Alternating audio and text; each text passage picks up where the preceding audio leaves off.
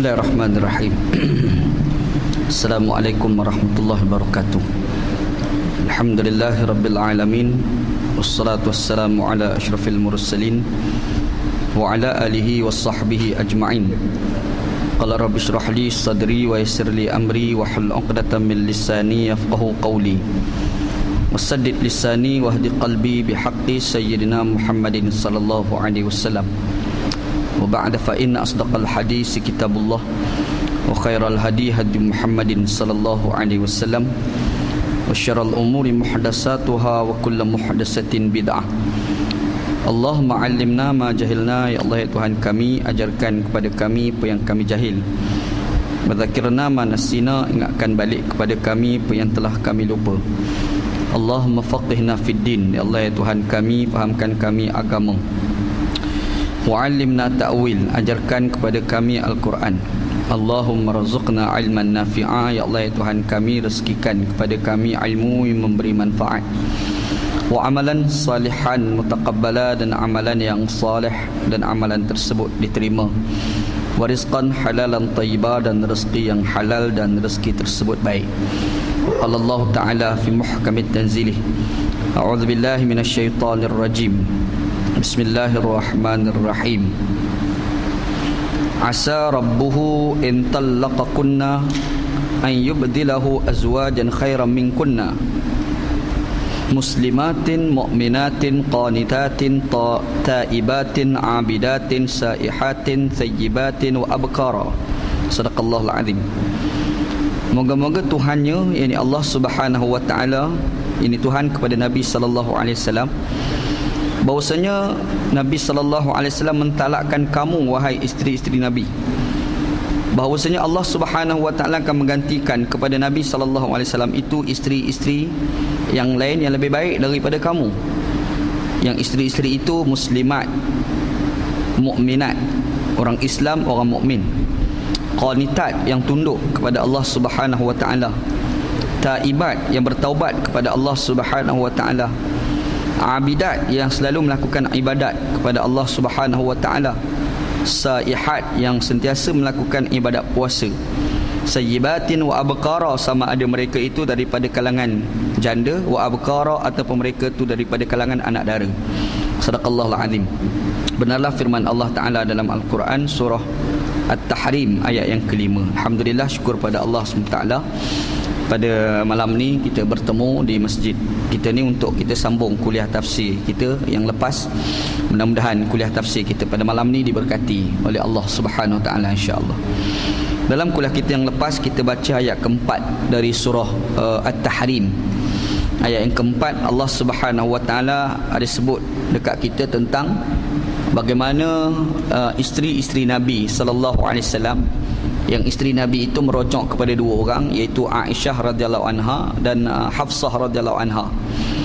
Dua-dua isteri itu mereka ada buat kesilapan dengan Nabi sallallahu alaihi wasallam. Antara kesilapan itu adalah mereka tekan Nabi sallallahu alaihi wasallam, menyebabkan Nabi sallallahu alaihi wasallam pada ketika itu boikot. Boikot dalam maksud Nabi sallallahu alaihi wasallam ni tak duduk dekat rumah, Nabi sallallahu alaihi wasallam ni duduk dekat masjid. Dan pada ketika itu Allah Subhanahu wa taala nyatakan, in tatuba ilallah faqad sagat qulubukuma. Allah Subhanahu wa taala bagi tahu kepada isteri-isteri Nabi ni supaya mereka ni bertaubat. Dan Allah Taala nyatakan kalau sekiranya mereka bertaubat, cenderung hati mereka itu kepada kebaikan. Allah Taala sebut, wa in tazahara alaihi fa innallaha maulahu wa jibril wa salihul mu'minin wal malaikatu ba'da dzalika zahira. Allah Ta'ala kata, kalaulah korang ni rasa nak lawan jugalah, nak tekan jugalah Nabi sallallahu alaihi wasallam, orang suruh bertaubat, korang tak nak bertaubat, korang rasa korang nak tekan juga Nabi sallallahu alaihi wasallam, kata Allah Subhanahu wa taala, Nabi Muhammad sallallahu alaihi wasallam itu sendiri ni tak bimbang. Kenapa Nabi Muhammad sallallahu alaihi wasallam tak bimbang? Sebab Nabi sendiri tu ada orang yang jaga dia. Siapa yang jaga dia? Allah nombor satu. Allah Ta'ala tu akan jaga Nabi sallallahu alaihi wasallam. Huwa maulahu. Maula ni mana penjaga. Allah tengok dalam ayat-ayat yang lain, Allah Subhanahu wa taala ada guna kalimah wali. Wali pun makna penjaga, dan wali tu kalimah asalnya kalimah maula itu berasal daripada kalimah wali. Allahu waliyul ladzina amanu wa amilus salihat. Allah Taala sebut Quran tu kan. Sesungguhnya Allah Taala tu wali terhadap orang yang beriman dengan Allah Subhanahu wa taala dan orang yang beramal soleh. Ada pula ayat lain kata Allahu waliyul ladzina amanu yukhrijuhum minadh-dhulumati ilan nur. Allah Taala itu adalah wali, penjaga terhadap orang-orang yang beriman. Dia akan mengeluarkan mereka daripada kegelapan kepada cahaya. Jadi kalimah wali itu ada satu lagi kalimah yang maksud, yang asal kalimah tu daripada wali, iaitu kalimah maula. Maula. Kalau pergi dekat Afghanistan tu jadi istilah mula. Bukan maula tu mula. Tu mula Umar Taliban tu kan. Ada seorang dulu nama Mula tu lain, maula ni lain. Lepas tu ada pula satu lagi istilah maulana. Yang tu asal daripada kalimah maulana. Kadang-kadang kita baca maulana ni asal maknanya adalah penghulu. Kita duduk dalam satu kampung tu ada tok penghulu tu bukan seorang, bukan untuk jaga seorang, dia jaga ramai. Jadi kita panggilnya maulana, penghulu kami. Tu asal istilah maulana. Tapi kalau pergi kat Pakistan, kalimah maulana ni bukan merujuk pada tok penghulu lah. Maulana ni merujuk pada tuan guru. Jadi gitu pula. Kalau kat Malaysia ni orang panggil tuan guru. Kita pergi kat Iran orang panggil ayatullah. Kalau kita pergi dekat Pakistan, dia panggil maulana. Jadi kalau orang belajar Pakistan sampai habis balik orang panggil maulana tu, ni tu guru lah tu. Nisbah orang Afghanistan, orang Pakistan lah. Gitu. Jadi ada pula satu lagi kalimah maula yang Allah Taala sebut dalam ayat kita baca ni kan. Maula di sini maksudnya lah penjaga. Walaupun isteri-isteri Nabi SAW tak dengar kata Nabi, dia ingat Nabi Muhammad ni jadi susah kot disebabkan tak dengar cakap Nabi SAW ni. Walaupun dia orang tak dengar cakap Nabi SAW, Nabi Muhammad ni sebenarnya tak jadi masalah apa pun. Sebab apa? Sebab Nabi itu sendiri ada penjaga dia, iaitu Allah Subhanahu wa taala. Sebab tu Allah Taala kata huwa maulahu, ada yang jaga dia iaitu Allah. Rupa-rupa bukan Allah. Wa Jibril pun jaga Nabi SAW. Wa salihul mu'minin, dan orang-orang soleh di kalangan orang-orang mukmin. Kalau tengok dalam asbabun nuzul ayat ni, diceritakan Umar Al-Khattab radhiyallahu anhu dia pergi jumpa Nabi SAW. Masa tu Nabi SAW sedang bersedih lah. Bila sedih, Umar Al-Khattab bagi tahu kepada Nabi SAW, tak payah sedih Rasulullah, sebab Umar bersebut huwa maulau, Allah Ta'ala jaga kamu. Wa Jibril jaga kamu. Wa salihul mu'minin, orang-orang soleh di kalangan orang mukmin akan jaga kamu. Lepas tu disebut wa ana, aku, wa Abu Bakar jaga kamu wahai Rasulullah sallallahu alaihi wasallam. Disebabkan Umar bagi sebut macam tu Allah Ta'ala pun sebut ayat huwa maulahu wa Jibrilu wa salihul mu'minin, dan juga orang-orang yang soleh di kalangan orang-orang mukmin. Dan kata Allah wa in tazahara alaihi ba'da dzalika zahira. Kau orang rasa wahai isteri Nabi nak lawan juga, nak tekan juga Nabi sallallahu alaihi wasallam, tapi kamu kena ingat semua ni dia akan mempamerkan bagaimana sokongan mereka terhadap Nabi sallallahu alaihi wasallam. Begitu itu Nabi sallallahu alaihi wasallam. Kita sendirilah nak dapat pertolongan daripada Allah boleh, tak ada apa pun. Yang pasti kena jadi orang baik tu jelah. Orang baik selalunya orang panggil wali-wali lah. Wali kita ni nak cakap diri sebagai wali tu lah, aku wali boleh halik kita kan. Cerita wali-wali ni orang rapat dengan Allah SWT. Wali ni ada ke tak ada? Memang ada waliullah ni. Waliullah ni ada. Cuma siapa wali tu kita tak tahu. Tu masalah dia kan. Kalau jenis mendakwa saya lah wali tu, itu macam nak mengaku dah tu. Sebab kalau orang mengaku jadi wali tu, orang tu something wrong tu. Mamat tu ada masalah lah. Dia waliullah ni kalau kita kata tak ada tu tak tepat. Kita kata ada, memang ada orang yang dikatakan waliullah tu, orang yang rapat dengan Allah ni memang ada. Cumanya nak menentukan orang tu wali ataupun tidak, itu aja ada masalah. Dan sifat wali ni tak ada orang yang mendakwa aku wali, tak ada. Dia tak ada macam tu. Saya lah waliullah. Kau siapa? Tiba-tiba mengaku jadi wali kan. Lagi berat lah jadi mengaku jadi nabi, tu lagi tak boleh pakai lah. Jadi selalunya orang yang dikatakan wali ni adalah orang yang wali juga mengisytiharkan dia sebagai wali. Macam tu. Dan orang yang mengisytihar tu pula dia adalah wali, dan dia tu sebelum tu ada wali dah, sebelum dia mengisytihar dia tu sebagai wali. Jadi dia orang hebat mengisytihar jadi wali. Mari orang lain pula isytihar tu wali, ni wali. Yang tu dikatakan sebagai wali ya Allah. Cuma ada beberapa tafsiran daripada ulama-ulama tasawuf tentang maksud wali. Ada ulama tasawuf yang mendefinisikan waliullah ni adalah apabila kita melihat seseorang itu kita boleh ingat pada Allah, itu pun waliullah. Dia juga yang ni paling senang lah. Paling senang. Kita tengok orang tu teringat ke Allah. Tapi kalau tengok mamat tu berasa nak jadi jahat, nanti wali setan lah tu. Dia ada yang ramai macam tu. Jumpa kawan-kawan ni berasa nak buat jahat bila jumpa dengan kamu ni kan. Yang tu kawan kita tu bukan waliullah, tu wali setan tu kan. Tapi kalau kita tengok dia, kita tengok tu yang nak buat jahat jadi tak buat jahat. Ni kan banyak berlaku gitu kan.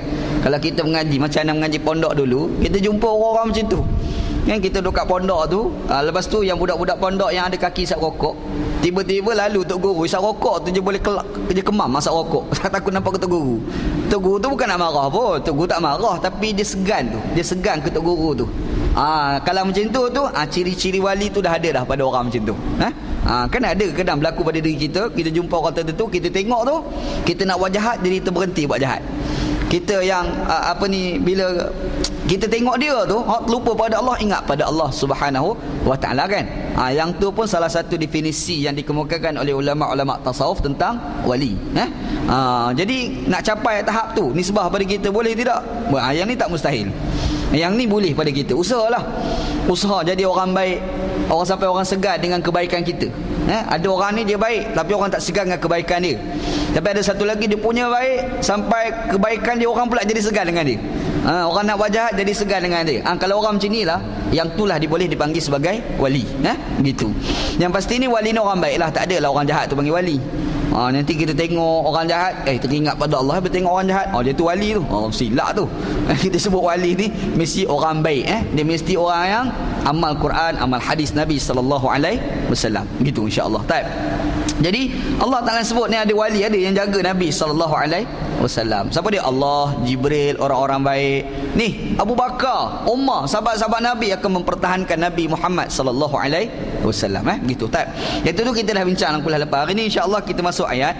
Sambungan ayat kata Allah Subhanahu wa taala, asa rabbuhu in talaqakunna an yubdilahu azwajan khairan minkunna muslimatin mu'minatin qanitatin taibatin abidatin saihatin thayyibatin wa abkara. Kata Allah Subhanahu wa taala dalam ayat ni, kata Allah, mudah-mudahan Tuhan dia, yakni Tuhan Nabi Muhammad SAW, Allah lah maksud dia, bahwasanya Nabi SAW tu akan mentalakkan kamu wahai isteri-isteri Nabi. Lepas tu Allah Ta'ala gantikan pula isteri lebih baik daripada kamu. Ayat ni asbabun nuzul, sebab turun dia cerita Umar Al-Khattab radhiyallahu an.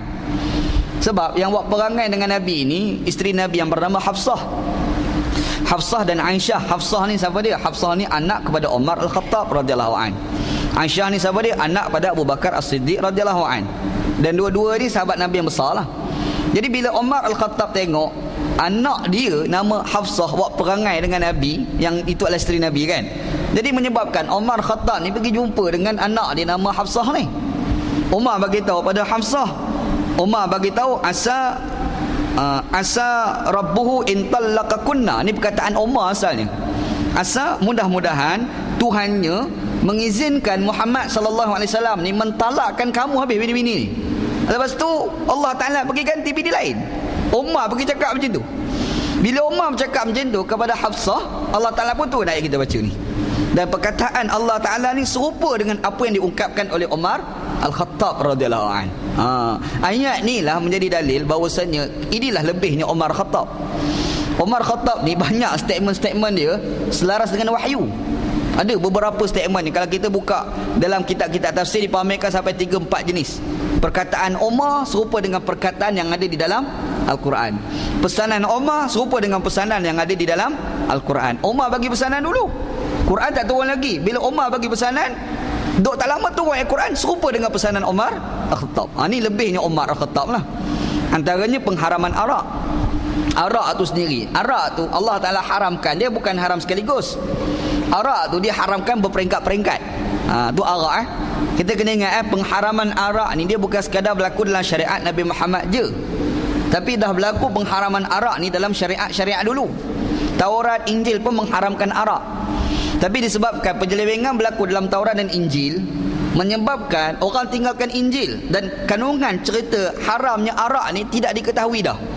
Makanya orang start minum arak balik. Bila orang minum arak jadi sebati dalam kehidupan mereka. Bila Bila sebati datang Islam ni nak haramkan terus, jadi masalah kepada orang-orang Arab. Sebab Arab dah sebati dengan hidup dia orang dengan arak. Bila sebati dengan arak, nak haramkan terus tak boleh. Kalau haramkan nanti terkejut. Makanya Allah Ta'ala haramkan berperingkat-peringkat. Tu cerita pengharaman arak. Sebab Quran ni sifat dia adalah dia memang selaras dengan fitrah manusia. Dia manusia ni Syekh, kita tak boleh nak halang terus, nanti dia melompat. Betul Macam contohlah, ada orang tanya anak itu. Dia isap rokok, dia kata nak berhenti isap rokok. Niat baik. Dia kata masalah Ustaz, kalau berhenti terus nanti tak boleh tidur. Macam ni nak buat. Jadi kita kata macam ni, step by step. Kita ajak berhenti tu step by step. Nombor satu, kena ada niat nak berhenti. Tu nombor satu. Lepas tu, yang step kedua ni, macam nak buat. Yang selalu sehari sekotak contoh. Cuba ajar sehari kurangkan sekotak. Mungkin boleh kurangkan 2 batang dulu dalam masa sehari tu kan. Sekotak tu kurangkan 2 batang. Seminggu, lepas tu pula last sekali berhenti lah kot. Step by step tu kan. Dia panggil sunnatut tadarruj. Pengharaman tu secara berperingkat. Dan memang itu fitrah manusia. Budak-budak beranak-beranak bukan terus pandai naik basikal. Budak-budak tu bukan terus pandai naik basikal. Dia akan berjalan dulu. Berjalan tu bertatih dulu. Bila berjalan dia pandai naik basikal. Basikal tu berkali jatuh tak tahu. Lepas tu baru pandai naik basikal. Konsep step by step ni je fitrah manusia. Dan rupa-rupa konsep tu diajar di dalam Al-Quran. Sebab itu arak itu Allah Ta'ala tak teruskan Allah Ta'ala tak haramkan terus peringkat-peringkat. Mula-mula haramkan arak bila pergi semayang. Jangan mula-mula haramkan arak sebab boleh melahirkan permusuhan. Asalnya lah minum arak musuh bergaduh. Lepas tu tak bagi, jangan minum arak sebab takut bergaduh. Tapi arak tu sendiri nak minum ke. Lepas tu timbul masalah. Orang tengah semayang, tengah-tengah dia semayang minum arak. Masa orang minum arak ni dia sedu. Ada seorang sahabat Abdurrahman bin Auf minum arak masa tu. Jadi masa dia semayang, dia baca qul ya ayyuhal kafirun, yang la a'budu ma ta'budun tu. Sebab dia sedu, dia tak baca la, dia baca a'budu sebab dia sedu. Kan? Tengok orang sedu. Dia a'budu ma ta'budun, aku sembah apa yang kamu sembah. Sudah. Jadi salah makna Quran tu kan. Bila salah makna Quran, Allah Ta'ala pun turun ayat Quran, jangan tunaikan solat dalam keadaan mabuk. Maksudnya masa pergi sembahyang tu jangan minum arak. Lepas pada tu nak minum lah. Macam tu lah lebih kurang. Jadi tapi ada masalah juga menyebabkan Umar Al-Khattab radhiyallahu anhu dia pergi jumpa Nabi. Dia kata, ya Rasulullah, tolong terang elok-elok lah, perjelas terang-terang arak ni macam mana. Umar ni pergi tanya Nabi SAW. Bila tanya Nabi ni macam mana ni, arak ni haram macam mana, Umar tanya Nabi, Allah Ta'ala pun turun Al-Quran pengharaman arak secara mutlak. Maksudnya wahyu itu selaras dengan persoalan Umar Al-Khattab radhiyallahu anhu. Satu. Yang kedua, Nabi SAW dengan isteri lah kat rumah. Nabi ni dia selalu keluar, ialah pendakwah. Dia selalu keluar, jarang ada rumah. Dan Umar Khattab dia anak perempuan nama Hafsah dan isteri Nabi SAW. Jadi bapa selalu pergi ziarah anak. Bila pergi ziarah anak, dia tengok orang datang rumah ni macam-macam orang datang. Orang pergi ziarah rumah Nabi, nak jumpa Nabi ni macam-macam jenis manusia dia. Jadi bila pergi jumpa isteri-isteri Nabi masa tu tak pakai furdah lagi masa tu. Jadi Umar ni tengok, rasa tak sedar hati ni Umar ni.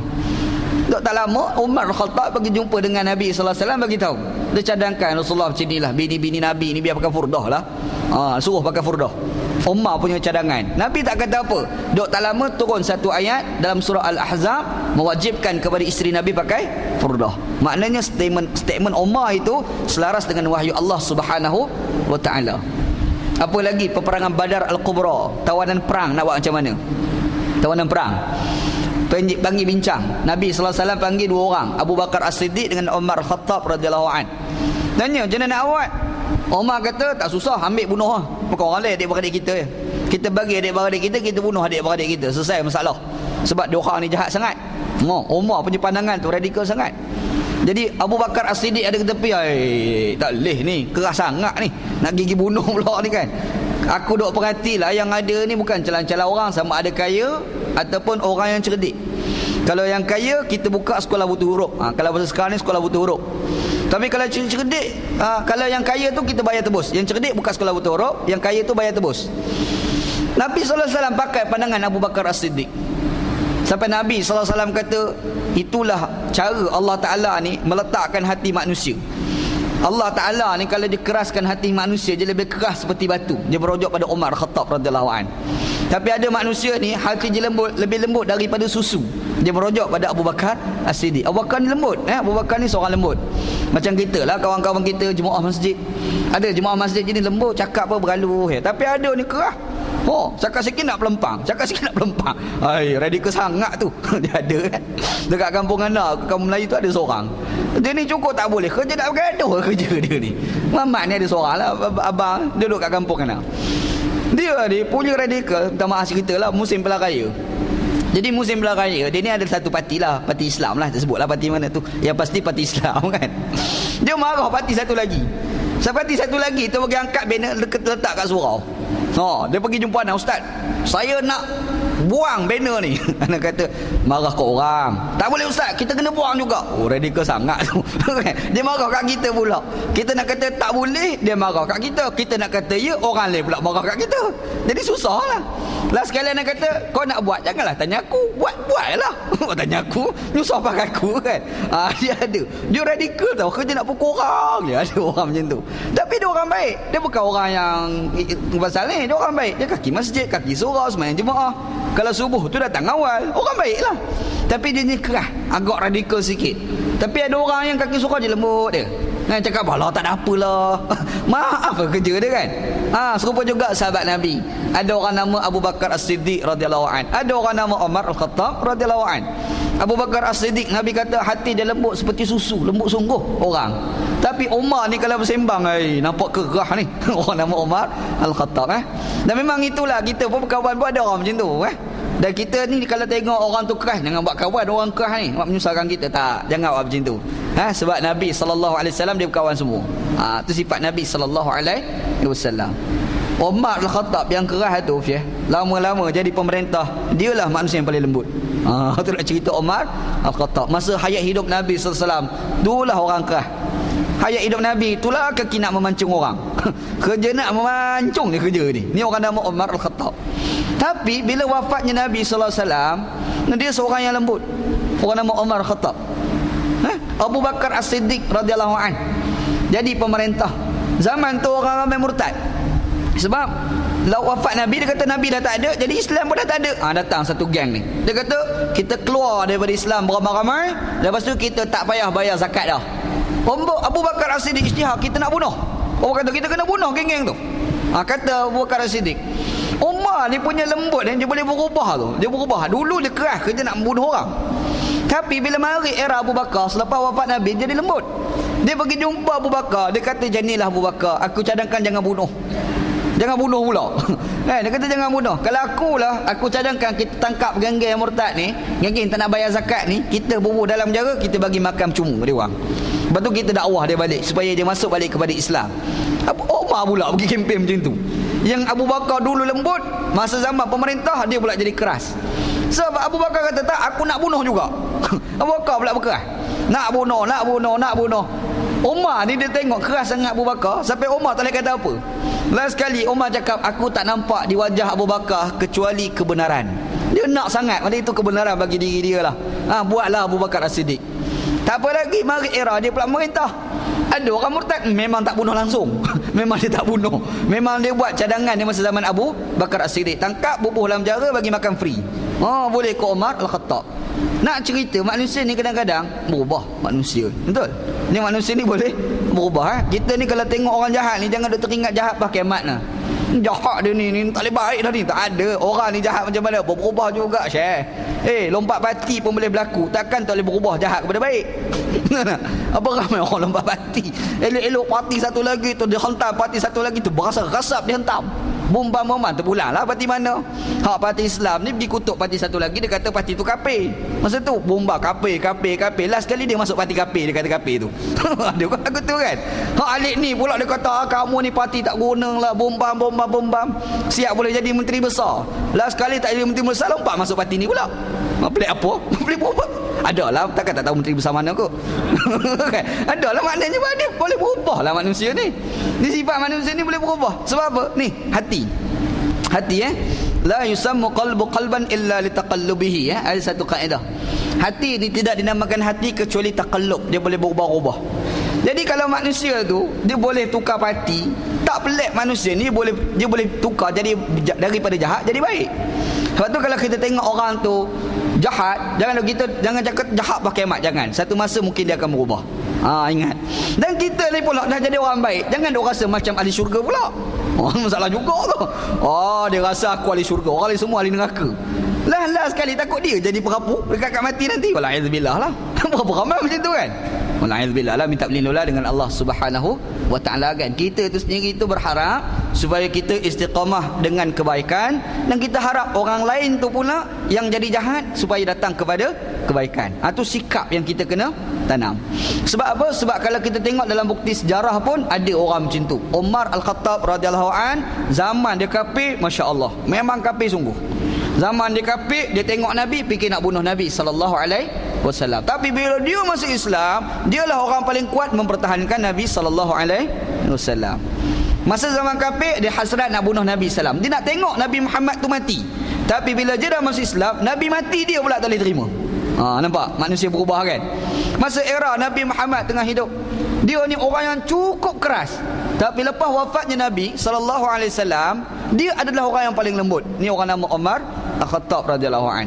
Jadi sebelum jadi pemerintah, dia ni bukan orang yang senang nak menangis, tapi dah jadi pemerintah, tiap-tiap malam orang yang kuat menangis. Siapa dia? Umar Al-Khattab radhiyallahu an. Sebab itu kita faham daripada cerita-cerita sebegini, kita akan nampak manusia boleh berubah. Ingat, manusia boleh berubah. Macam mana yang kita kena buat? Kita kena usaha supaya dia boleh berubah. Dalam masa sama doa, minta Allah Ta'ala bagi perubahan pada diri dia. Itu sikap. Ini sikap yang perlu kita ada lah. Dan itu memang sikap Nabi SAW. Jadi antara benda yang diungkap oleh Umar Khattab radhiyallahu an dan benar dengan kehendak wahyu, cerita ni. Dia duk tengok anak dia merupakan isteri Nabi sallallahu alaihi wasallam duk buat perangai dengan Nabi sallallahu alaihi wasallam. Dia pergi jumpa, dia kata, aku harap sangatlah biar Nabi cerai korang, lepas tu Allah Taala bagi bini lain kepada Nabi sallallahu alaihi wasallam hak lebih baik daripada korang, biar padan muka korang. Bubuh sebiji. Begitu kan. Umar dibubuh tajuk macam tu atas kepala isteri-isteri Nabi sallallahu alaihi wasallam. Bila Umar cakap macam tu, Allah Taala pun turun Al-Quran. Dia Umar pergi cakap sampai dia kata ganti khairam min kunna, lebih baik daripada korang. Allah Ta'ala punya ayat lagi sedap daripada apa disebut oleh Umar Khattab. Dia bagi sebut pula ciri-ciri isteri yang baik itu. Lagi Quran. Umar cakap mudah-mudahan Allah Ta'ala gantikan kepada Nabi SAW tu isteri yang lebih baik daripada korang pada isteri Nabi itu. Kata Nabi SAW lah, kata Umar pada isteri-isteri Nabi itu. Allah Ta'ala pun turun Al-Quran serupa dengan perkataan Umar tadi, tapi bagi tambah lagi kat belakang. Apa tambahan cerita? Dia sebut ciri-ciri isteri yang baik itu. Muslimatin, mukminatin, qanitatin. Habis pergi sebut. Kena juga ada isteri Nabi hari itu. Ni ayat Quran lah. Satu. Yang kedua, yang kita boleh belajar daripada ayat ni, kita nampak tak macam mana kaedah nasihat yang dia ajar di dalam Islam. Islam ni satu agama yang ajar pada kita nasihah. Ad-dinu an-nasihah. Agama ni nasihat. Orang yang beragama adalah orang yang suka memberi nasihat, dan orang yang beragama adalah orang yang suka menerima nasihat. Ada orang ni suka memberi nasihat, terima nasihat tak mau. Ini bukan orang agama. Kan? Dia nak bagi nasihat ke orang, orang bagi nasihat ke dia, tak boleh. Teruk ni macam ni kan. Jadi orang macam tu kan, kalau suruh dia bagi nasihat ni, berasa rasap dia boleh ceramah. Tapi kalau suruh dia dengar ceramah, mampus tak nak dengar ceramah. Ada orang macam tu. Yang ni bukan sikap orang beragama. Orang beragama, dia tengok satu benda yang buruk, dia akan fikir macam mana nak bagi benda buruk ni berhenti. Ni orang baik, orang beragama. Dia sendiri dah buat satu kesilapan, orang bagi tegur, dia boleh mengaku kesilapan dan dia boleh terima teguran itu. Inilah sifat orang yang beragama. Cuma macam mana nak bagi nasihat? Tu soalan. Nak bagi nasihat ni macam-macam, Syekh. Ada kaedah dia panggil kaedah berlapik. Cakap berlapik. Sebab ada orang yang tak boleh sound direct. Kalau sound direct dia lagi tak boleh terima. Dia juga, dia kena berlapik-berlapik sikit. Contoh, Sayyidina Hussein dengan Sayyidina Hasan, cucu Nabi SAW. Dua orang ni pergi ke masjid. Dok pergi ke masjid, tengok ada seorang pakcik yang tak pernah datang masjid. Hari tu datang masjid. Lepas tu member tak pernah datang masjid, agak-agak kalau ambil air semayang jadi macam mana? Merapu banyak. Jadi merapu banyak. Ambil air semayang, yang Hasan Hussein tengok, merapu ni cara ambil air semayang ni. Tapi kalau budak kecil pergi tegur orang tua, malu Syekh. Betul dia orang muda nak tegur orang tua ni dia ada kaedah dia juga. Jangan nak pergi seram macam tu, terlompat Pak Haji tu. Kan, pergi ketawa kuat-kuat lagi tak datang masjid dah Pak Haji tu. Macam anak masa budak-budak dulu, masa jam 4 lebih kurang lah, jam 4 dia 3 macam tu lah. Kita daripada kecil ayah kita bawa pergi surau, pergi sembahyang jemaah. Jadi kita tahu macam mana kaedah muafiq masbuk. Kita tahu kaedah muafiq masbuk daripada kecil. Walaupun tak belajar, tahu tu sebab apa? Sebab terbiasa dengan solat jemaah. Jadi kita kecil-kecil ni kadang-kadang pergi masjid tahu, tapi sembahyang tak, budak-budak masa tu. Tak sembahyang duduk kat belakang. Lepas tu duk ketawa sama-sama kita, duk bergurau, budak-budak kan. Jadi tiba-tiba ada seorang Pak Haji tu, kita kenal dalam kampung tu, dan dia memang tak pernah datang surau. Hari tu datang surau, baguslah, alhamdulillah. Tapi hari tu datang lambat. Hari pertama tu datang lambat dah. Bermaksud dia di masbuk. Kaedah dia kena ambil hukum masbuk lah. Sembahyang ikut macam Pak Imam tu, bila imam bagi salam tambah rakaat, itu baru betul. Tapi sebab dia tak tahu, dia pergi kejar Pak Imam tu. Dia kejar. Maksudnya kalau Pak Imam rakaat kedua, dan kat takbir pertama tu rokok, sujud, iktidal, bomba. Bila dapat rakaat dia lega. Pak Imam. Kita budak-budak kat belakang ketawa, rasap-rasap. Kokang ketawa. Bila ketawa, habis sembahyang, wirid siap, Pak Imam ni pergi jumpa. Korang ketawa kat kuat ni kenapa? Tanya Pak Imam kat kita. Kita ketawa, masbuk apa macam tu? Apa kita pergi kutuk Pak Haji tu? Last sekali Pak Cik tu tak datang masjid dah lepas pada tu. Silap balik tu pula. Kan? Sebab orang tua dia je lain. Pergi tegur pula budak-budak.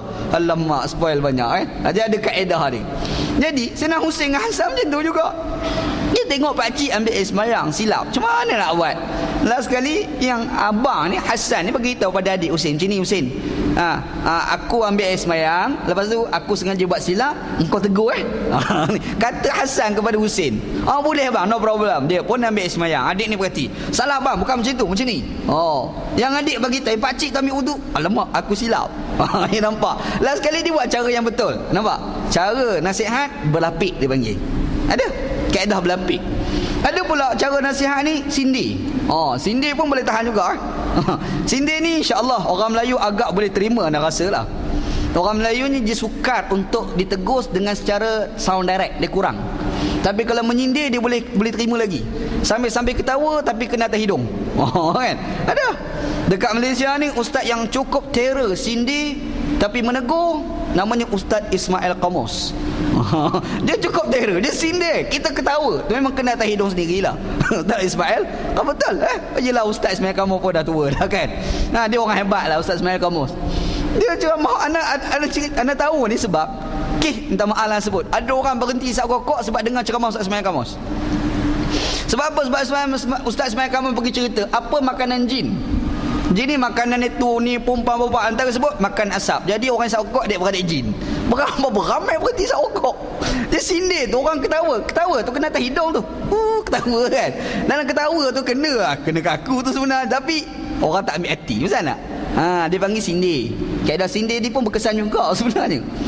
Dekat Seri Damansara tu ada seorang Pak Haji. Abang yang Ish pun ada kat sini kan. Ada seorang Pak Haji lah, sakit sekarang. Dia cukup terror menyindir. Anda cukup respect. Dia sembang ada dia buah sindir. Tapi yang ramai datang masjid ni sebab buah sindir dia. Jumpa orang sindir, tak datang masjid sindir. Last sekali orang ketawa-ketawa, datang masjid orang. Hebat. Yang ni pemberian Allah lah. Ada orang terror menyindir, ada orang tak pandai menyindir. Ada orang ni sindir-sindir maka penyepak pula. Tak boleh kau tu. Ini tak pandai kan. Ada pula satu lagi sound direct.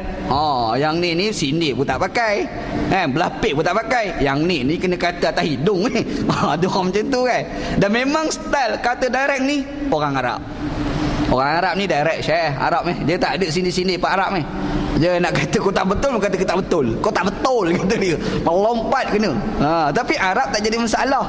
Kena sound direct bagi Arab fine. Okey lah. Melayu kena sound direct. Memang kau jadi musuh aku dah hari tu. Tu kalau orang Melayu betul Arab. Anak belajar dekat Pakistan berkawan dengan orang Arab Oman. Naik bas nak pergi ke satu tempat lah. Tiba-tiba orang depan tu Pakistan isap rokok. Kita kat belakang berasa rasap. Anak ni pula tak boleh kena asap rokok. Kalau kena asap rokok lebih-lebih jadi sesemut. Tu masalah aku pula kan. Dia semua habis hidup berai lah apalah, tak boleh. Jadi duk duduk kat belakang dengan Arab kawan ni, kawan anak Oman ni. Lepas tu orang Pakistan depan isap rokok, berasap kita, tak larat nak bertepi. Jadi kawan ni pula dia nampak dia pergi cuit Pakistan, dia kata kena hormat orang belakang ni. Dia cakap direct pada Pakistan. Pakistan tu pula tengok tu, terus padam rokok, dia kata minta maaf. Orang kata hebat orang Pakistan dengan orang Arab. Dia boleh tegur direct, tak ada masalah apa pun. Orang Melayu dia sound balik, rokok aku ikut aku lah. Kata dia, rokok aku ikut aku lah. Yang hidung aku ni lagu mana pula ni? Kan? Tu cerita lah orang Arab. Arab ni memang tak ada masalah. Orang Melayu tak boleh share masalah orang Melayu ni. Macam masyarakat kita duk bergaduh tentang ada satu tim namanya Wahabi ni lah. Kan baru keluar cerita Wahabi tak Wahabi tu kan. Dia tidak baru lama dah. Orang Melayu kita sukar nak terima. Kenapa agak? Sebab dia tegur step Arab. Muhammad bin Abdul Wahab duduk dekat Mekah tu, duduk dekat Saudi tu kan. Kita tengok Arab Saudi macam mana agak-agak. Kita pergi ke Mekah buat haji buat umrah. Masa buat haji buat umrah, tengok Pak Arab ni jaga-jaga, dia tegur kita macam mana. Dia buat lebih kurang. Kadang-kadang kita, kau ni nak tegur aku, kau nak ajak gaduh ni. Boleh tanya pula soalan tu kan. Setelah orang Arab, Muhammad bin Abdul Wahab, dia pergi duduk dekat Saudi tu, dia berhadapan dengan popok Badui. Nak tegur Badui ni, rasap-rasap lah tegur. Bombang-bombang tegur, rasap-rasap. Perangai tu, orang mari ke Malaysia. Perangai tegur Badui tu, mari ke Malaysia. Akhir sekali bila orang dah buat tahlil arwah, dia kata ni bila orang masuk neraka, melompatlah orang Malaysia. Melompat orang Malaysia. Sebab orang Malaysia kata aku dibesar dengan tahlil arwah. Daripada kecil mak aku beranak aku buat tahlil arwah lah. Dah masuk universiti buat tahlil arwah. Apa lagi? Habis belajar buat tahlil arwah, belajar luar negara tahlil arwah, pergi ke Mekah buat tahlil arwah, balik pada Mekah tahlil arwah. Boleh dikatakan hidup mati semuanya tahlil arwah. Hidup kita, mari seorang kata bid'ah masuk neraka, melompat orang Melayu. Sebab apa? Tegur direct sangat. Inilah yang geng tak setuju tu lah. Ada yang nak buat tu buat lah. Marah pula orang tak buat. Ni bergaduh benda tak ada faedah, dia pun masalah juga. Baru ni bergaduh pasal nisfu Syaban nak baca Yasin 3 kali. Jangan buat. Alah, nak buat tak nak buat sudah. Susah apa kan? Saya rasa nak baca Yasin 3 kali. Baca je lah kalau nak baca tu. Daripada duk baca utusan Malaysia, baik baca Yasin. Macam tu kan. Duk kalau baca utusan Malaysia yang tak ada faedah, pahala pun tak dapat. Satu lagi baca Yasin, baik baca Yasin. Betul tak? Masalah bacalah Yasin tu. Cuma jangan duk kata baca Yasin ni kena buat sebab ini amalan Rasulullah. Yang tu tak betul lah. Sebab Nabi Muhammad tak pernah buat kan. Benda tu Nabi tak pernah buat. Yang kita nak baca tu bacalah. Ada orang kata saya rasa ustaz, hati saya tak tenang kalau buat. Sebab Nabi Muhammad SAW tak pernah buat. Saya ni kalau boleh nak buat serupa dengan Nabi SAW. Tiba-tiba Nabi tak buat, saya tak nak buat lah. Tak apa, jangan buat. Duduk kat belakang. Orang nak buat dia punya pasal. Kalau rasa nak balik, pergi balik. Yang orang kata gila balik, tak, saya nak tunggu sebelum lepas ni ada makan. Program Nisfu Syaban ada makan. Tak apa, kita tunggu makan ramai-ramai. No problem, insya-Allah. Senang, insya-Allah. Sebab je benda berbeza ni, ambil sikap hormat menghormati antara satu dengan yang lain. Tapi ada yang dia tak kerti nak hormat, sikap tak kerti nak hormat. Dia pun tegur direct, bergaduh sakal lah orang Melayu. Orang Melayu zaman dulu menegur baca pantun. Orang Melayu dulu, betul, tegur orang baca pantun.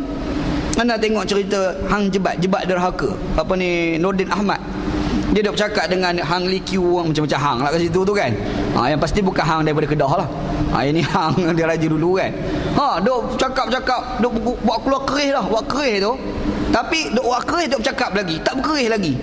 Dia boleh cakap, buat keluar satu ayat. Dia kata kapal sudah berlabuh, tunggu masa untuk kita berdayung. Mana kata gila punya ayat. Dia nak cerita berkerih, tapi tak cerita berkerih. Dia pergi cerita kapal dah berlabuh, sampan dah berlabuh, bila masa kita nak bergayung. Maksudnya kerih dah keluar dah, marilah kita bertetak. Itulah maksud dia kan. Tapi itulah orang Melayu. Itulah orang Melayu. Dia bercakap bengkak-bengkok macam kerih dia. Orang Melayu kan. Dia bercakap bengkak-bengkok, kerih kan bengkak-bengkok. Dia cakap pun bengkak-bengkok juga. Orang Melayu. Kau orang mari step Arab je ni, pedang straight ni, melompat sakal orang Melayu. Oi. Kan?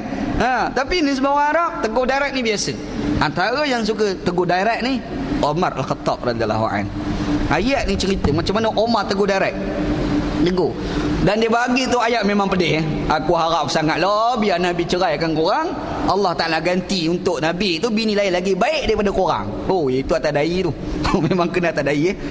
Cara yang diceritakan di dalam Al-Quran. Dan kata Allah, ayyubdilahu azwajan khairan minkunna. Mudah-mudahan Allah Ta'ala gantikan kepada Nabi sallallahu alaihi wasallam tu isteri yang lebih baik daripada korang. Ni kata Allah Ta'ala lah. Asalnya perkataan Umar, Al-Khattab radhiyallahu anhu. Ayat ni nak bagi tahu pada kita, hidup ni tak boleh lari daripada berkeluarga. Ada manusia, ada agama-agama tertentu, dia tolak konsep beragama. Yang ni pening lah.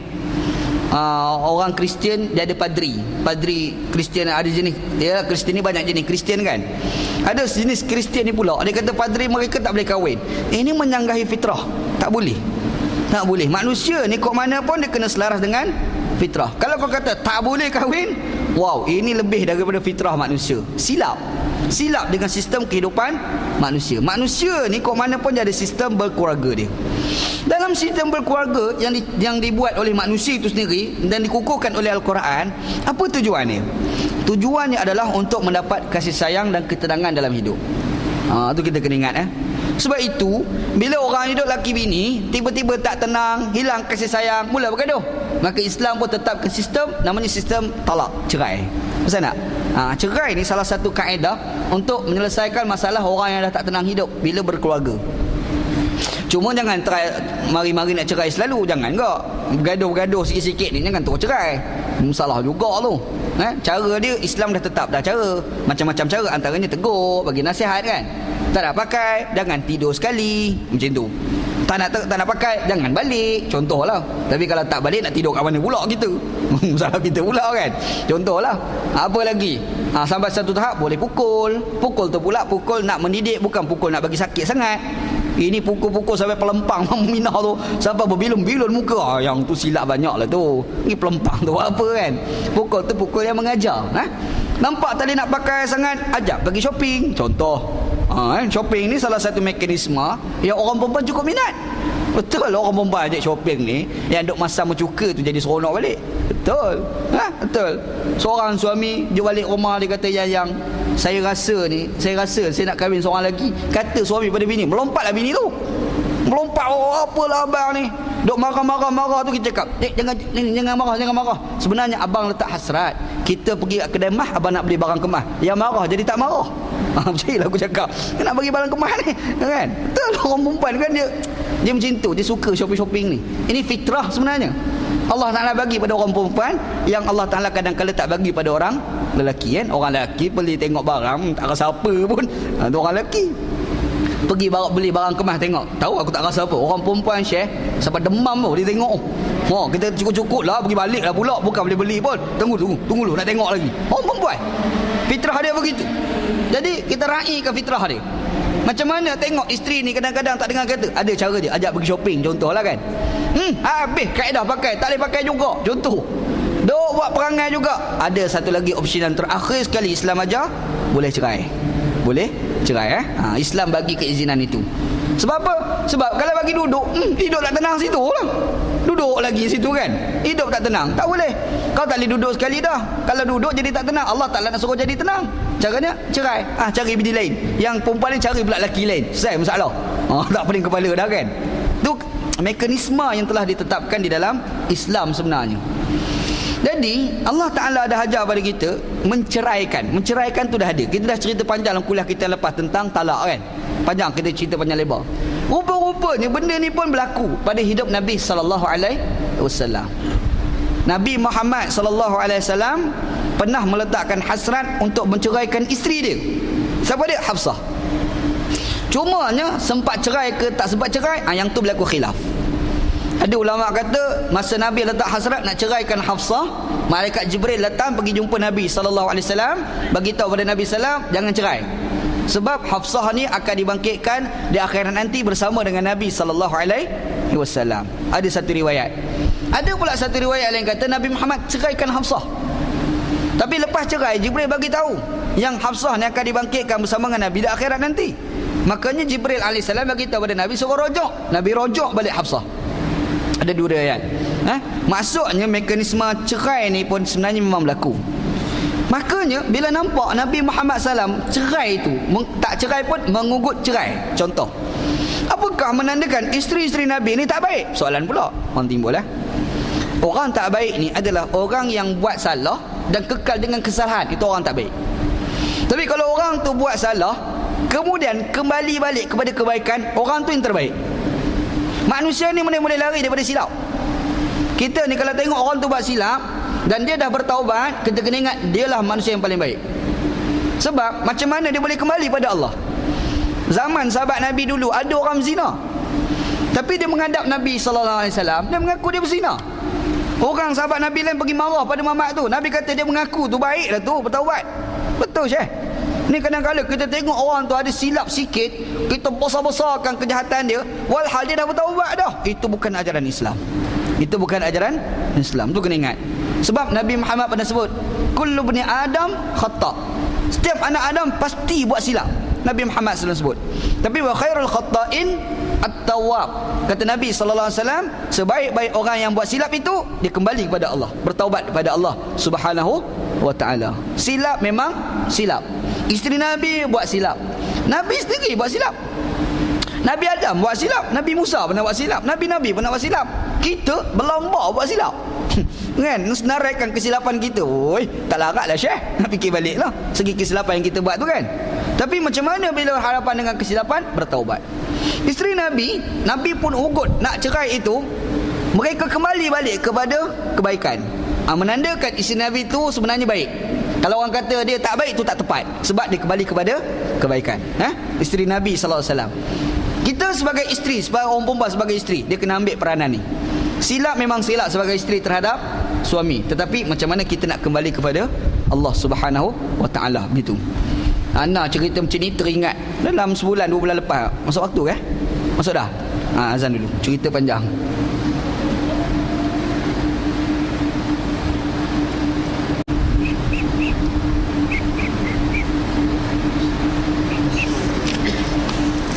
Baik. Ada manusia ni kadang-kadang dia buat silap, kembali pada Allah Subhanahu wa ta'ala.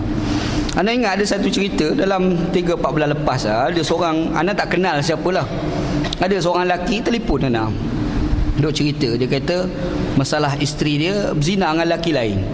Ana ni istighfar panjang, astaghfirullahalazim. Lepas tu dia tanya Ana, dia kata, macam mana ustaz ni, kena cerai ke tidak ni? Ana kata alamak, susah buat keputusan.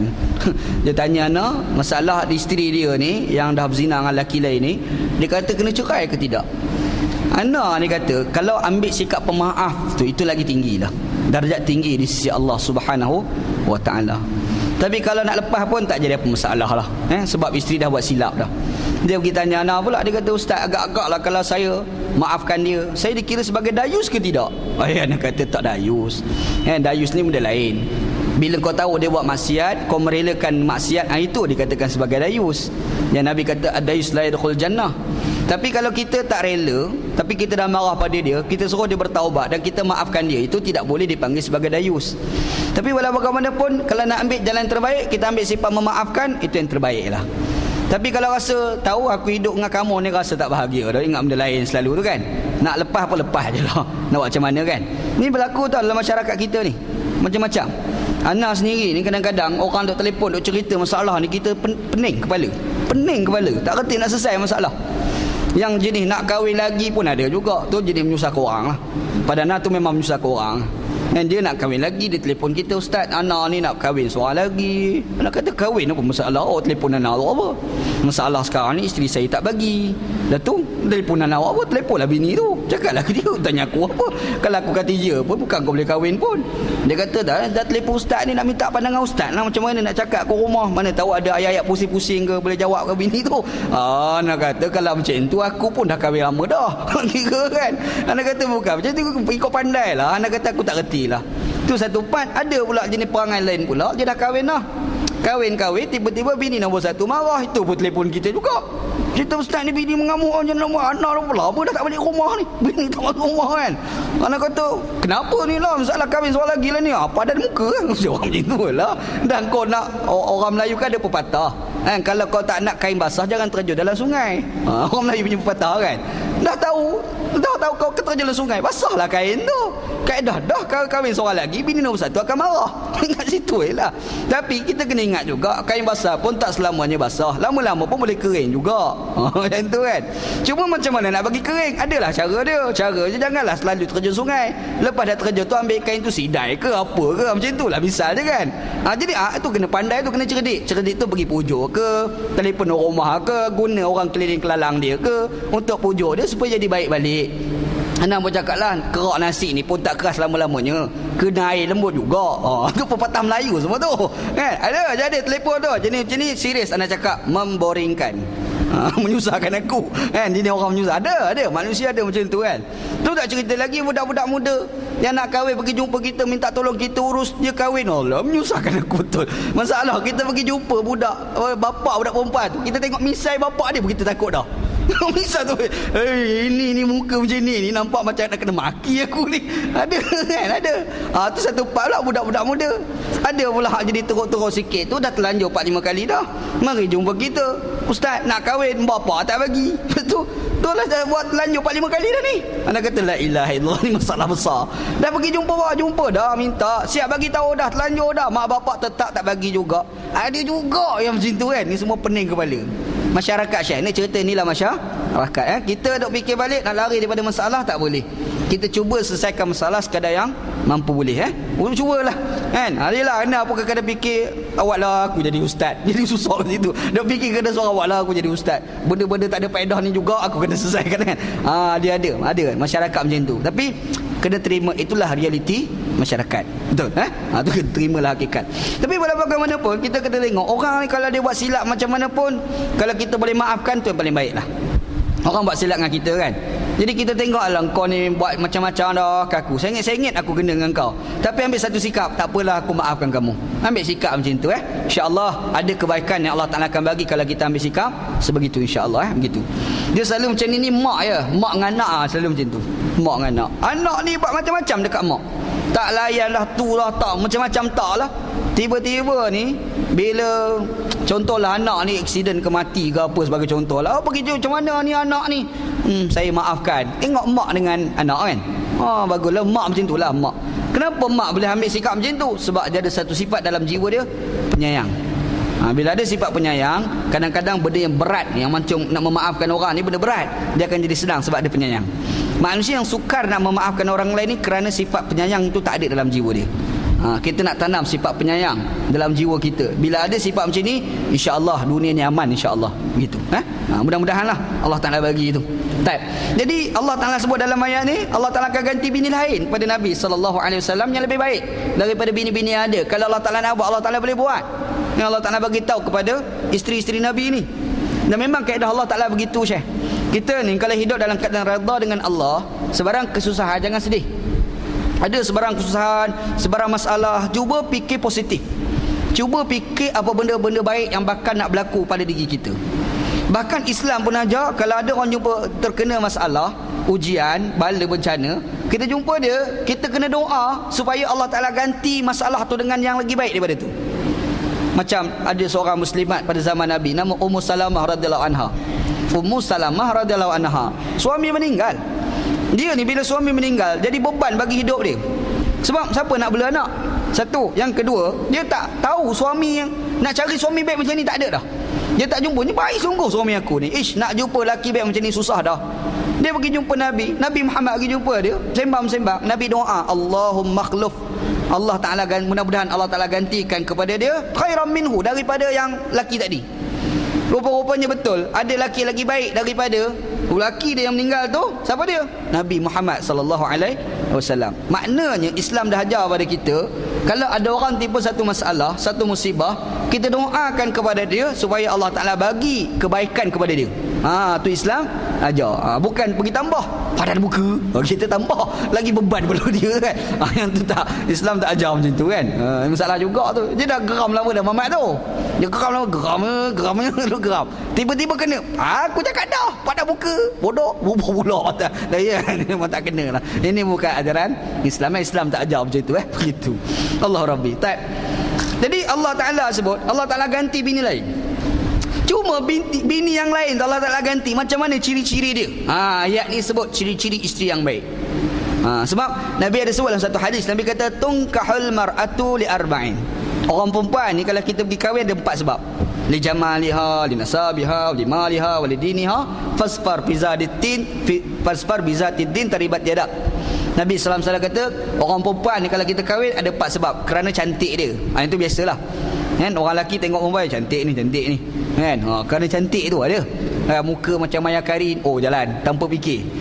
Kan. Ada macam tu, ada orang lelaki lah cantik. Ada kerana keturunan. Dia tengok ni keturunan mana ni? Oh, ada tengku-tengku ni. Hebat ni. Oh, dia tengku. Ada.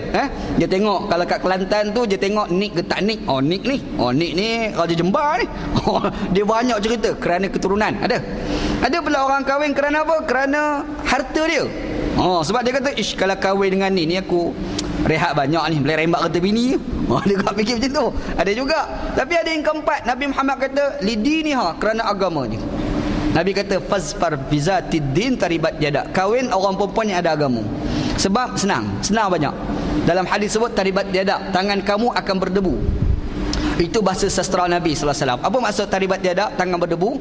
Maksudnya tangan kamu tu kamu tak buat kerja lah sampai berdebu tangan. Macam tu maksud dia kan. Senang banyaklah poin dia. Cuma yang dikatakan beragama tu macam mana? Nak tahu yang beragama tu. Beragama yang kita nak cari isteri tu, ni ayat ni 6 jenis, 6 ciri-ciri yang Allah Ta'ala sebut dalam ayat kita baca ni. Apa ciri-ciri dia yang Allah Ta'ala sebut? Kata Allah SWT, muslimatin mu'minatin qanitatin taibatin abidatin saihatin. 6.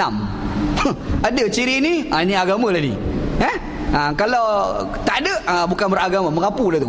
Nak cari bini cantik, tafadhal, tapi cek agama dia macam mana kan. Nak cari bini berharta, tafadhal, tapi agama dia macam mana. Nak cari isteri keturunan dia baik, tengok agama dia macam mana. Sebab keturunan baik tapi agama macam sial ada. Berlambak macam tu kan. Tengok ke Allah comelnya ke muka, tapi ya Allah perangai tension. Ada macam tu kan. Ada. Jadi Allah Ta'ala dah ajar ciri-ciri. Apa dia? Muslimatin mu'minatin. Muslimat dan juga mukmin. Lisan dia tu Islam dah. Ni lidah tu lidah Islam. Al-muslim man salimal muslimuna biyadihi wa lisani, kata Nabi sallallahu alaihi wasallam. Orang Islam itu adalah orang Islam lain akan rasa selamat dengan lidah dia, dengan tangan dia. Ni lidah dia ni tak cakap kokse, orang Kelantan kata. Kokse ni apa dia? Cakap kudan lah. Cakap merapu kan. Ada dia cuba balik sikit, lambat sikit, kutuk suami. Ada ke orang macam tu? Orang perempuan kadang-kadang mulut tu laju sangat, relax. Relax kena cover. Orang Kelantan panggil mulut kain sahar, kata orang Kelantan. Orang Terengganu kata mulut kain sahang. Kain sahang ni kain basahan. Orang Kelantan istilah mulut kain sahar, mulut kain basahan. Kain basahan ni kita letak dekat bilik air tu, ikut dan siapa nak ambil. Dia pun macam tu mulut dia. Ikut dan nak cakap je rembat dia, bumbam. Sengit suami kena. Oh, aku hari ni kena maki dengan bini kan. Ada, tak elok. Dia kena muslimatin, muslim, lidah dia baik. Mukminatin, hati kena baik. Ada pula mulut baik, hati tak baik. Dok tak lama mulut jadi tak baik juga. Sebab hati tak baik. Betul kan? Sebab segala perbuatan itu bermula daripada hati. Ni hati ni kalau tak baik, lama-lama dia terbungkar juga dari sudut perbuatan ataupun lidah. Sebab tu Nabi ajar hati ni kena jadi baik. Nabi Muhammad pun innamal a'malu binniyati. Semua amalan tertakluk kepada niat. Kalau niat kau baik, insya-Allah pameran amalan dia adalah baik. Tapi kalau hati kau tak baik, insya-Allah satu masa nanti akan keluar tindakan yang tak baik, walaupun kau cover macam mana pun. Lepas Islam ajar muslimatin, baik dari sudut zahirnya. Mukminatin, ni dalam pun mesti baik. Yang seterusnya, yang ketiganya Allah Ta'ala sebut qanitatin, orang perempuan yang boleh ada ketundukan kepada Allah Subhanahu wa Ta'ala. Ni dia boleh tundukkan hawa nafsu dia. Tu baru betul. Boleh tunduk dengan hawa nafsu tu. Qaninatin dan taibatin, sentiasa kembali kepada Allah Subhanahu wa Ta'ala, sentiasa bertaubat kepada Allah Subhanahu wa Ta'ala. Apa lagi ciri dia? Abidatin, yang kuat buat ibadat. Ibadat ni bagi isteri bukan semesti semayang je. Kadang-kadang ibadat ni semayang. Sebenarnya dia buat baik pada suami pun satu ibadat juga, kan? Dia duduk kat rumah. Hari itulah sebagai contoh, dia nak puasa, contohlah. Dan suami kata jangan puasa lah, sebab minggu ni abang tak gimana, duduk rumah je. Jadi kalau puasa banyak spoil lah, contohlah kan. Suami lah ni, suami dia ni kuat sikit ni. Contoh. Jadi dia pun yelah abang tak apalah, taat. Taat tu dia, itu pun sudah dikira sebagai ibadat bagi orang perempuan. Orang perempuan segi teori nak masuk syurga memang senang. Segi teori lah, praktikal dia problem. Kan? Teori senang, taat Allah, taat Rasul, taat suami. Allah senang je bunyi. Nak buat tu Syekh. Nak buat tu, kan? Segi teori kita nak sebut memang senang. Praktikal, masya-Allah, cukup problem. Ibadat tu definisi ibadat bagi orang perempuan cukup banyak. Dengar cakap suami sudah dikira sebagai ibadat. Alhamdulillah lah. Senang lah. Balik rumah masak sedap-sedap nak bagi suami gembira pun dah kira sebagai ibadat. Betul kan? Allah mak kau senangnya. Fikir segi teori lah. Tapi masalah masak pula tak pandai. Situ pula. Kan? Masak tak pandai. Kalau dia masak memang spoil banyak. Contohlah kan. Jadi kita balik rumah yang masak lah abang. Ini kita pergi makan kedai mamak. Kata pula bini ke abang. Abang tu kata apa? Daripada aku kahwin dengan kamu, biar aku kahwin dengan mamak tu. Masalah. Ada juga macam tu kan. Ada kan berlaku kan. Jadi senang. Segi ibadat orang perempuan memang banyak boleh buat. Tapi isunya boleh buat ke tidak? Tu masalah. Banyak adanya amalan ibadat tu memang ada. Tapi boleh buat tak boleh buat tu isu dia. Tapi tak apa. Ni nak cari isteri kena macam tu. Bidat. Dan yang Allah Taala sebut Saihat ni ulama tafsir pergi tafsir dengan dua tafsiran. Yang pertama saihat dengan makna hijrah. Muhajirat, orang perempuan yang berhijrah. Sebab merujuk pada zaman Nabi sallallahu alaihi wasallam, dia punya baik sampai sanggup tinggal segala kesenangan, dan suami dia yang kufur kepada Allah semata-mata nak ikut hijrah. Ada tafsiran tu. Ada pula satu tafsiran lain kata saihat dengan maksud saimat, orang perempuan yang rajin berpuasa.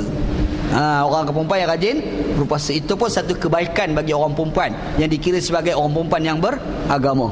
Itu tafsiran lah daripada pihak ulama gitu. Dan Allah Taala sebut sayyibatin wa abqara. Sama ada perempuan itu janda ataupun anak dara. Dia tak penting kau janda ke anak dara, tu bukan penting. Yang penting kau beragama ke tidak. Tu masuk ayat nak bagi tahu. Sebab tu dia pergi compare dua perkara ni. Takut-takut dia tak sebut kita fikir anak dara je. Tak, dia isteri baik ni bukan mestinya anak dara je. Kadang-kadang kita kahwin dengan janda, orang tua sekalipun dia lagi baik daripada yang kita dapat anak dara kan. Tapi kalau dapat anak dara yang baik, itu lagi melompat lah lakinya. Itu lagi seronok lah orang lelaki. Tapi nak bagi tahu ciri-ciri itu telah dinyatakan di dalam Al-Quran. Allah Ta'ala pamerkan dalam ayat kita baca ni. InsyaAllah lah kita dengar ayat ni, kita ambil perhatian. Isteri kita tu sendiri ambil sikap nak berubah macam ciri-ciri ni. Ataupun kalau kita ada anak perempuan, kita fikir nak didik anak kita biar ada ciri-ciri yang kita sebut ni. Mudah-mudahan kita dapat menantu pun baik, anak kita baik, dapat menantu pun baik. Sebab Allah Ta'ala sebut at-tayyibat lit-tayyibin. Orang perempuan yang baik ni untuk lelaki yang baik. Al-khabisat lil-khabisin. Orang perempuan yang tak baik dapat suami pun tak baik. Tu Quran dah sebut tu. Allah Ta'ala sebut Quran. Ni kita ni fikir dah dapat menantu yang baik, anak kita tu kena didik bagi jadi baik. Tak apalah dapat anak penyambung tak apa, yang penting dapat suami baik. Mana dapat? Silap banyak lah kan. Salah sifir tu. Sifir dia orang baik akan bertemu dengan orang yang baik insya-Allah. Gitu mudah-mudahan insya-Allah. Baik. Sambungan ayat ya ayyuhallazina amanu qu anfusakum wa ahlikum nara wallahu a'lam.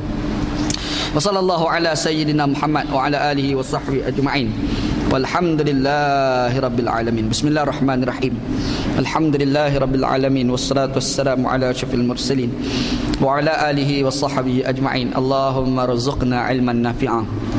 Ya Allah ya Tuhan kami, rezekikan pada kami ilmu yang memberi manfaat, wa amalan salihan mutaqabbala, dan amalan yang salih dan amalan tersebut diterima, wa rizqan halalan thayyibah, dan rezeki yang halal dan rezeki tersebut baik. Rabbana atina fid dunya hasanah. Ya Allah ya Tuhan kami, berikan pada kami kehidupan kami di dunia baik, wa fil akhirati hasanah, dan juga di akhirat baik. Wa qina adzabannar, selamatkanlah kami daripada azab api neraka. Wa sallallahu ala sayyidina Muhammad wa ala alihi washabbihi ajma'in. Walhamdulillahi rabbil alamin. Ni sebelah nak tutup ni. Macam biasalah anak minta derma nak buat masjid kat Melayu Sungai Buloh. Anak pun buat buku Buku ni ditulis oleh Tok Guru Ni Aziz bersama penambahan sikit daripada seorang muslimat namanya Hasma Riza lah. Jadi buku ni dia cerita pasal tips-tips rumah tangga. Buku best. Dia tips-tips rumah tangga mengikut sudut pandang Tok Guru Ni Aziz. Menarik juga kan, sebab Tok Guru Ni Aziz ni cerita dia banyak cerita menarik. Ana ada tulis cerita pasal Tok Guru Ni Aziz, pasal rumah tangga dia. Itu lain kalilah ni ceritalah. Tapi dalam ni dia ada kupas pandangan Tok Guru daripada sumber Quran dan hadis Nabi sallallahu alaihi wasallam. Kalau pergi kedai harga buku ni RM20, tapi hari ni ana letak RM10 saja. Tapi kalau ada orang nak bayar RM5 saja pun tak apalah. Ataupun tak nak bayar langsung pun tak apa kan. Dia ada kat luar tu, ambil lah. Yang penting anda nak minta derma nak buat masjid Kampung Melayu Sungai Buloh insya-Allah. Jangan segan untuk nak ambil. Dia rasa saya memang nak ambil ustaz tapi segan dia sebab tak ada duit. Tak ambil jangan segan. Ambil je ambil, sebab buku ni pun bukan buku anak, buku ni memang niat nak bagi kepada orang, insya-Allah. Adalah kat luar tu, lain dirilah. Wallahu alam. Assalamualaikum warahmatullahi wabarakatuh.